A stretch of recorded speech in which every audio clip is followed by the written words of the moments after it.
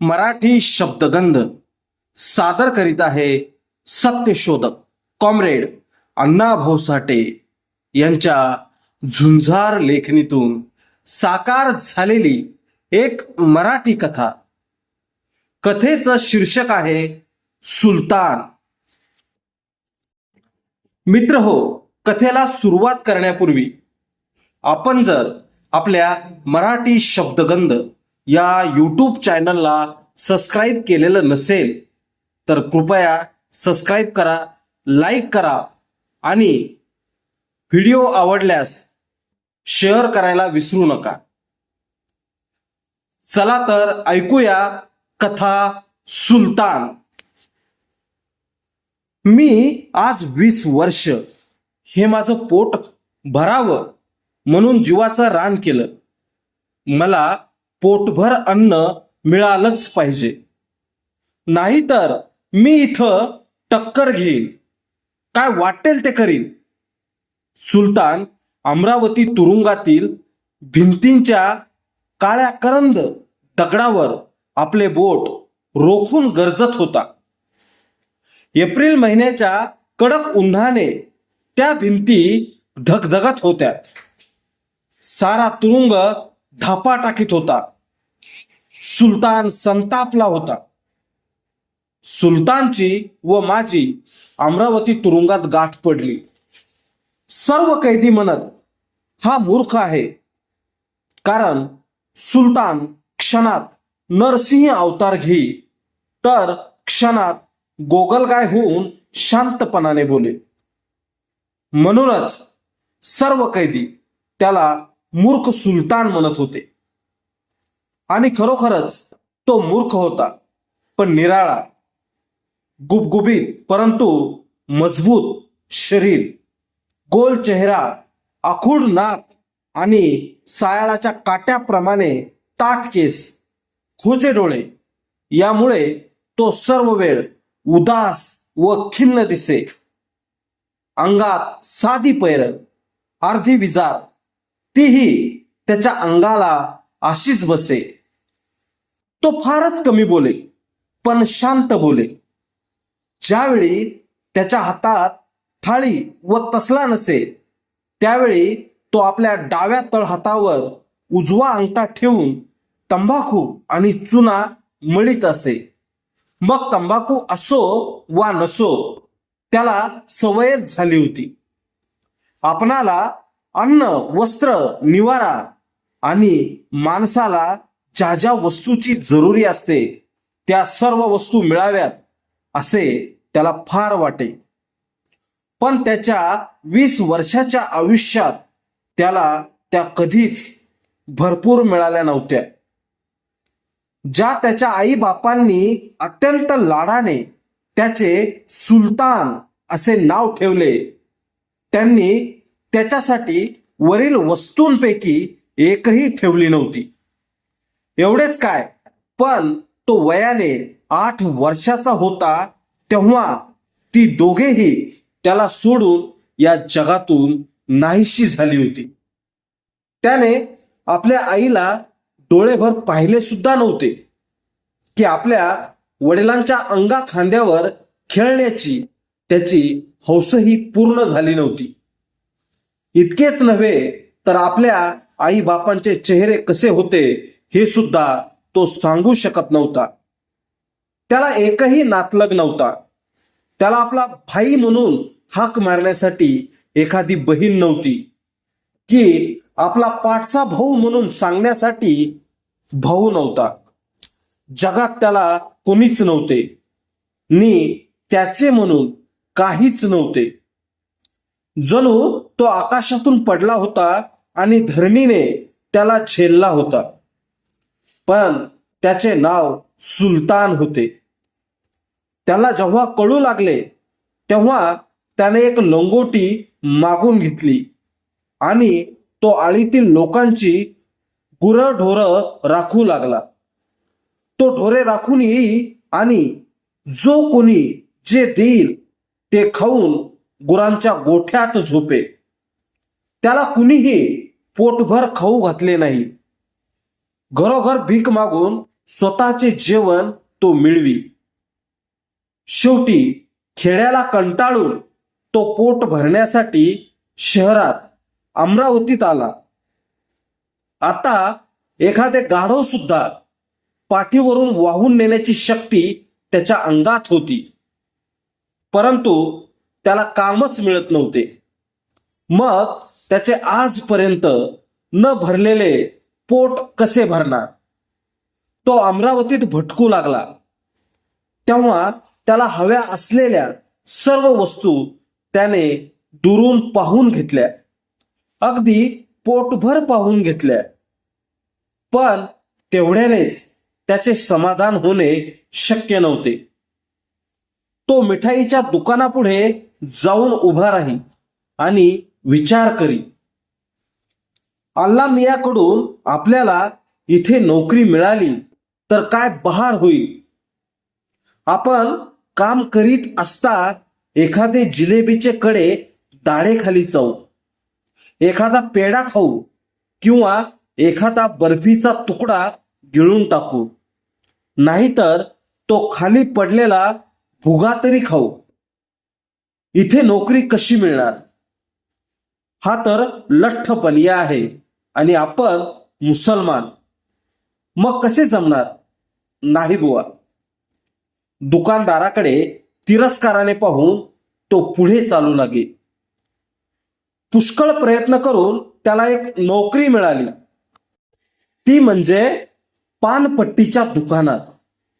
रोज कात चुना बनवायचा, सुपारी कातरायची आणि पानावर कात चुना थापून पट्टी बनवून गिऱ्हाईकाला देऊन 2 पैसे घ्यायचे. आणि या कामासाठी त्याला रोज 4 आणे मिळू लागले. सूर्य उगवल्यापासून तो मावळेपर्यंत दुकानावर बसून तो काम करू लागला. पण त्याला ते 4 आणे पुरेनात. त्याचे पोट भरेना. तो कंटाळून संतापून जाऊ लागला. काय ही नोकरी? धड पगार पुरत नाही आणि पान खाऊन पोट भरत नाही. आता काय करावे? त्याने विचार केला. मालक, एक गोष्ट बोलू? एकदा तो आपल्या मालकाला म्हणाला. हो हो, बोल ना. मालक म्हणाला. पगार पुरत नाही. सुलतान म्हणाला. पगार पुरत नाही म्हणजे? मालक म्हणाला.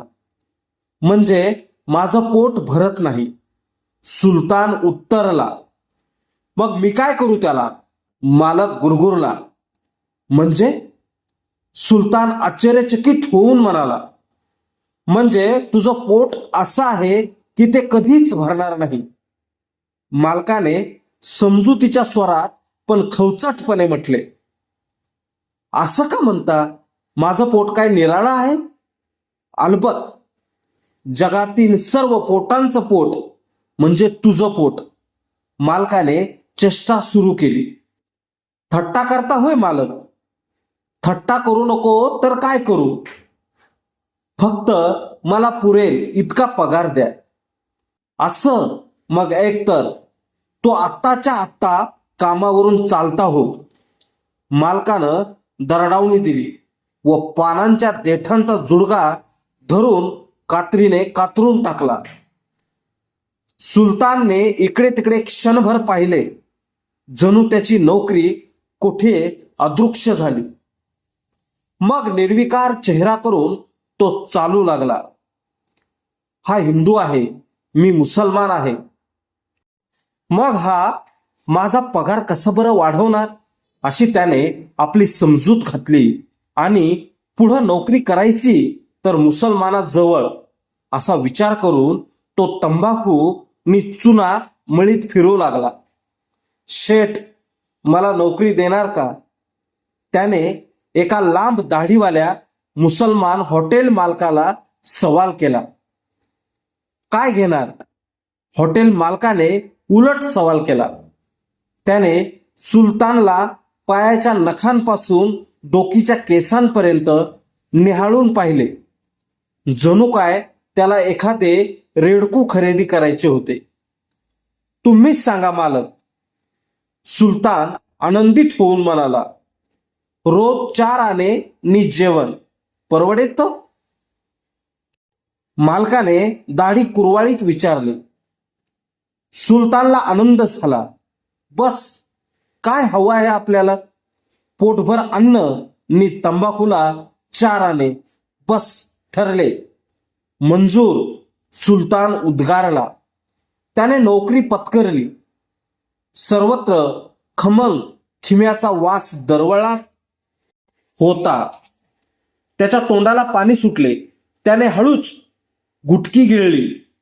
जणू त्याला मालकाची भीती वाटली. तो पायऱ्या चढून आत आला. टेबलावर चहाचे कप दिसत होते. त्यांच्यातून तरंगणारी वाफ, बिर्याणीच्या प्लेटी, निरनिराळ्या खाण्याच्या वस्तू, सर्वच त्याला आनंददायी वाटले. त्याची दृष्टी तृप्त झाली. एकापाठी एक 15 दिवस गेले. एके दिवशी मालकाने अक्राळ विक्राळ चेहरा केला. तू 1 प्लेट बिर्याणी, 1 प्लेट खिमा आणि भात, चहा एवढं खातोस? तू माझं दिवाळं काढशील. पण मालक, पोटाला लागतं तेवढंच खातो मी, आजीजीने सुलतान म्हणाला. काय लागतं रे? बकासूर देखील एवढं खात नाही. तेवढं तू फस्त करतोस. याचं नाव काय? मालक गुरगुरला. याचं नाव नोकरी, सुलतान शांतपणे म्हणाला. नोकरी? कसली नोकरी? उद्या तू मला खाऊन टाकशील आणि सांगशील मी नोकरी केली. मालक हात आपटीत गरजला. मग आता काय करू म्हणता? सुलतानने विचारले. नको, तू जा, मालकाने सांगून टाकले. पण मालक, आता नाही मी जादा खाणार. जाच तू. मला असलं म्हशीपेक्षा रेडकू मोठं नाही पाहिजे, मालकाने शेवटचे सांगितले. सारे लोक हसले. सुलतानाला अपमान वाटला. त्याची नोकरी सुटली. तो पुन्हा भटकू लागला. आता नोकरी पुरे, हमाली करायची असे त्याने ठरवले आणि स्टेशनवर तो बसू लागला. तो सकाळपासून संध्याकाळपर्यंत जांभया देत, भुकेने व्याकुळ होऊन अश्रू गाळीत एखाद्या ओझ्याची वाट पाहत बसू लागला. परंतु त्याची निराशाच होत होती. तो कंटाळला. त्याला भडभडून आले. गत आयुष्याची आठवण झाली. आपल्या आई वडील लहानपणी मेले. आपण भीक मागितली, गुरे राखली, शेण काढले, मागून कपडे घातले आणि आत्ता आपण वाटेल ते काम करू शकतो नि करायला तयार आहोत, पण कामच नाही. अजून पोटभर अन्न नाही, अंगावर वस्त्र नाही, निवारा नाही, काही नाही.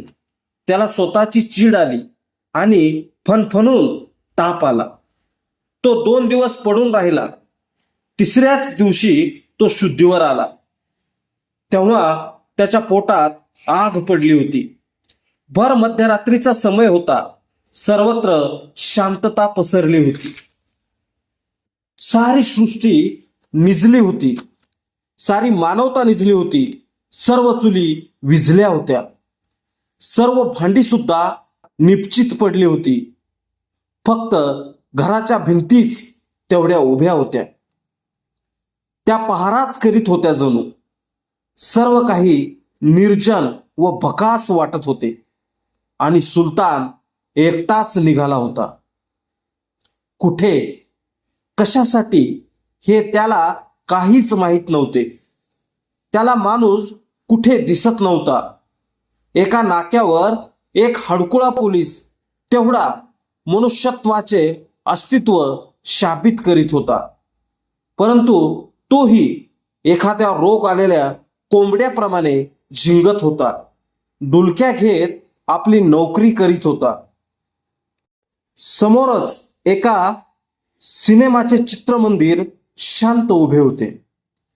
त्याच्या कपाळावर एक मोठा बोर्ड लटकत होता आणि त्यावर मोठ्या अक्षरात लिहिले होते, श्री शांताराम बापूंची अमर कलाकृती राम जोशी. आणि खाली तो गुबगुबीत राम जोशी आपला डफ बडवीत होता. जवळच बयाबाई पदर खोचून दोन्ही हात डोकीवर धरून नाकाच्या पवित्र्यात उभी होती. सुलतान थांबला. त्याने आपले दोन्ही हात आपल्या तिठ्या विजारीच्या खिशात कोंबले. त्याने आपले दोन्ही हात आपल्या थिट्या विजारीच्या खिशात कोंबले आणि मान उंचावून तो पाहू लागला. त्याच्या चेहऱ्यावर रखरखीत हास्य तरळले. त्याने नाक फुगवले, डोळे वटारले. चुप, तो जोराने ओरडला. अबे साला, कोण बे?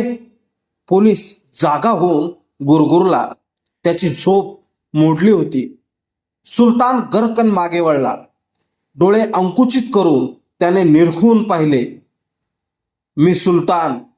2 पावले तो पुढे सरकला. सुलतान? कोण सुलतान? सुलतान मोहम्मद का सुलतान तुघलक का अकबर का बाबर का टिपू सुलतान? कोण रे? पोलिसाने खुब्यावरचा सोटा घट्ट पकडून प्रश्नांचा तोफखाना सुरू केला. नाही, या सर्व सुलतानांपैकी मी नाही. सुलतान उत्तरला. मग रात का सुलतान? पोलीस झडप घेण्याच्या पावित्र्यात उभा राहून डाफरला. मी सुलतान हमाल आहे, पण 3 दिवसात एकही हमाली मिळाली नाही मला. सुलतान म्हणाला. लाहोल बिला कुवत. मग आता कुठे जातोस? पोलीस थंड होत उद्गारला. त्याने आपला सोटा सोडला. तो डुलक्या घेऊ लागला. जणू त्याची निराशा झाली. मला ताप आला आहे आणि भूकही लागली आहे. सकाळपर्यंत थांब, मग खा. पण माझ्याजवळ पैसा नाही. पैसा नाही तर काम कर. पोलिसाने साधा नियम सांगितला. पण साहेब, कामच मिळत नाही. मग जलात जा, आराम आहे तिथे. पोलिसाने दुसरा रामबाण उपाय सांगितला. सुलतानच्या डोकीचे केस ताठ झाले. मग मेहरबान, मला घेऊन चला. जेल म्हणजे काही धर्मशाळा नाही. तू चोरी कर, मग मी तुला घेऊन जाईल. नाही बरं, मी चोरी करणार नाही. साला चोरी करायला डरतो आणि जेलात जायला तयार. पोलीस बिथरला. सुलतान किंचित मागे सरून उभा राहिला. मी मरून जाईल, पण चोरी करणार नाही.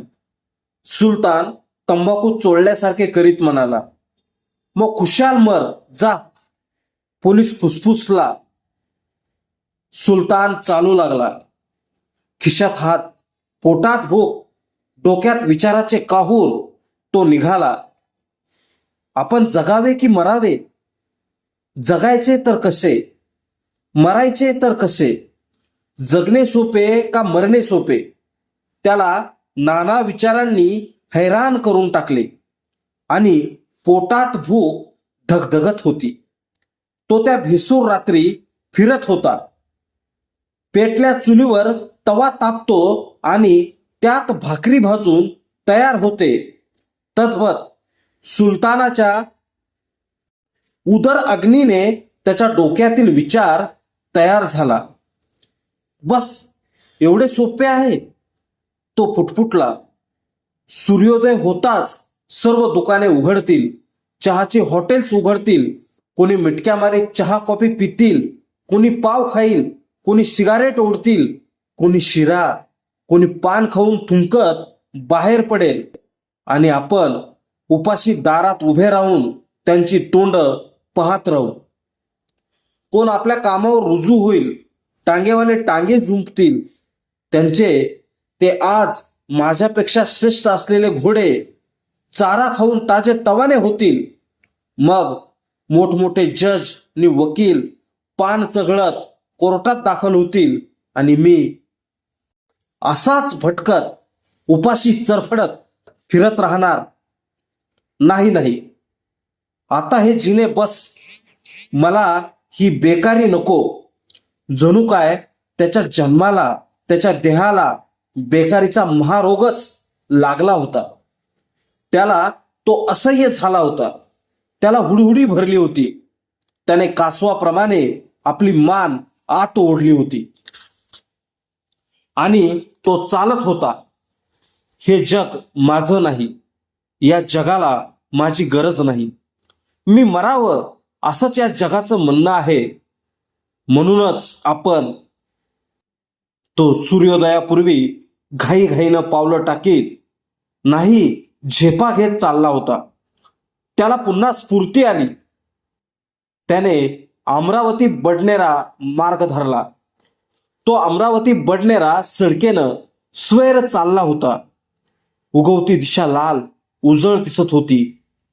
पहाटेचे वारे आल्हाद देत होते.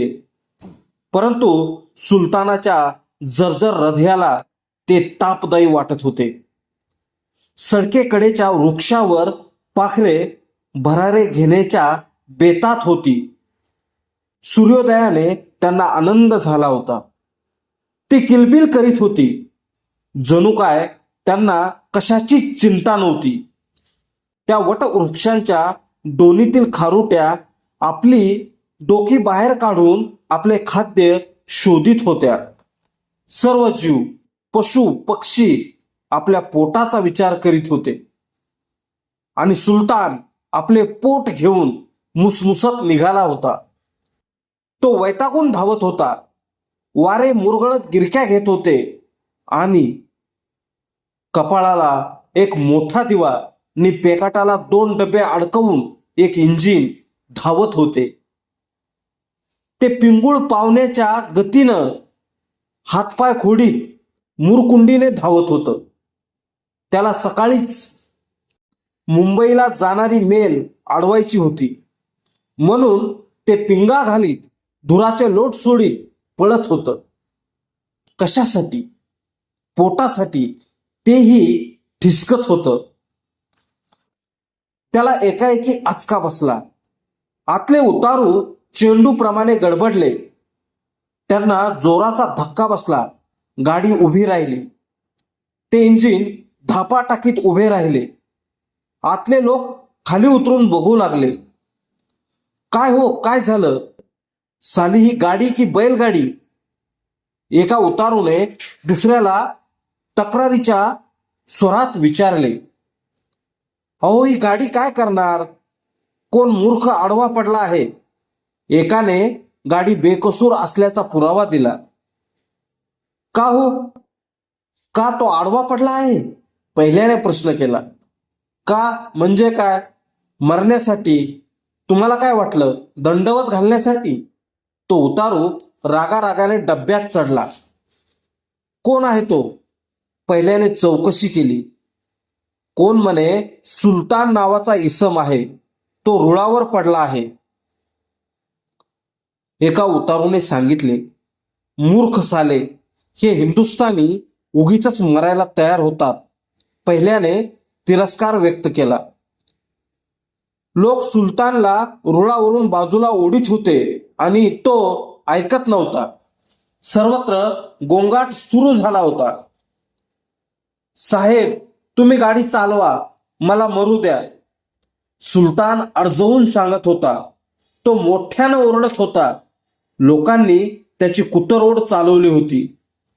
नाही नाही साहेब, मला मरू द्या, मी भीत नाही, तो म्हणत होता. लोक त्याला धक्के देत होते. साला, खोटी केलीस, एक जण फुसफुसला. आम्ही एव्हाना बडनेऱ्यास गेलो असतो. अरे, माझी मेल चुकेल आता.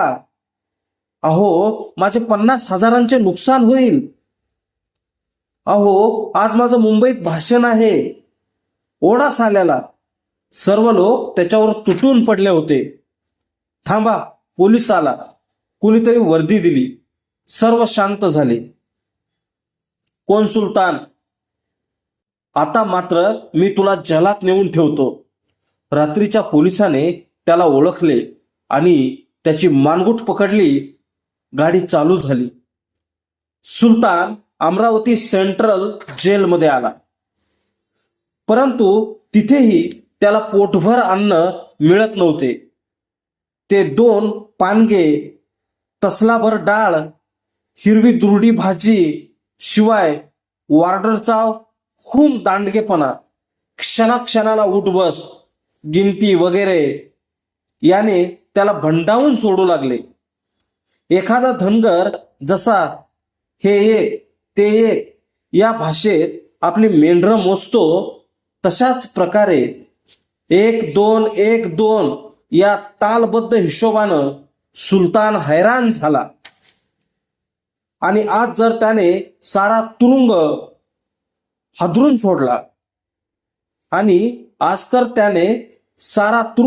सोडला त्याने जेलरच्या डोळ्या देखत एका खांबावर धडक घेतली.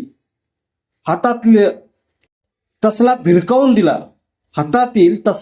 भिरकावून दिला आणि डाव्या पायावर उभा राहून तो झेप घेण्याच्या बेतास आला. मी माझं पोट भरावं म्हणून पुष्कळ प्रयत्न केला. जीव सुद्धा देण्यास मी तयार झालो हे लक्षात असू द्या. जर मला इथं पोटभर अन्न मिळालं नाही तर मी वाटेल ते करीन. आता मी मरणारही नाही, मग काय करीन ते ओळखा. त्याचे डोळे लाल झाले होते. त्याने चिडलेल्या मांजरासारखा चेहरा केला होता. त्याने आपले कार्ड फेकून दिले. नाव सुलतान, बापाचे नाव, गावाचे नाव, कलम 302 असे त्यावर लिहिले होते. जेलर हादरला. सर्व तुरुंग बावरून त्याच्याकडे पाहू लागला. सर्व कैदी बाहेर पडले. जेल हादरला.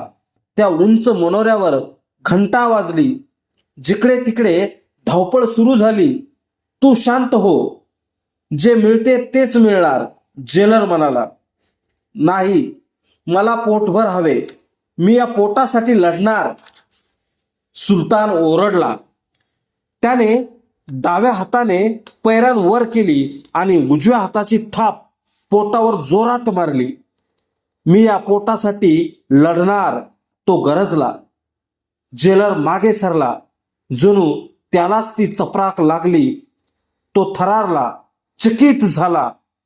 मूर्ख, जीवावर उदार, जेलर पुटपुटला. त्याने ते कार्ड घेतले आणि त्यावर लिहिले 2 भाकरी जादा, आणि तो वार्डाच्या बाहेर पडला.